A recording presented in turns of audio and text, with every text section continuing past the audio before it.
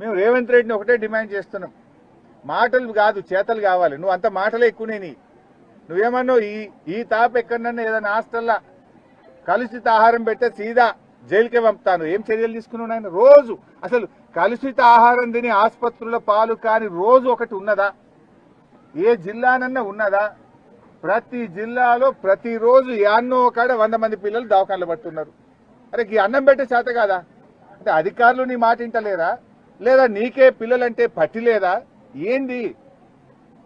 నువ్వేమన్నావు, కలెక్టర్లు పోతారు, హాస్టళ్లలో పండుకుంటారు, కలెక్టర్లు దగ్గర హెడ్ క్వార్టర్స్, ఇది నాగర్ కర్నూలు హెడ్ క్వార్టర్ లో పక్కనే కలెక్టర్, ఈ పక్కనే మెడికల్ కాలేజ్, ఇక్కడ 111 మంది పిల్లలు ఆసుపత్రి పాలైనరు.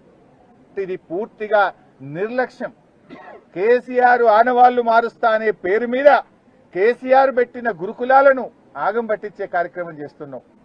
గురుకులాలను ఆగం పట్టడం అంటే 6 లక్షల మంది పిల్లల భవిష్యత్తును ఆగం పట్టడం.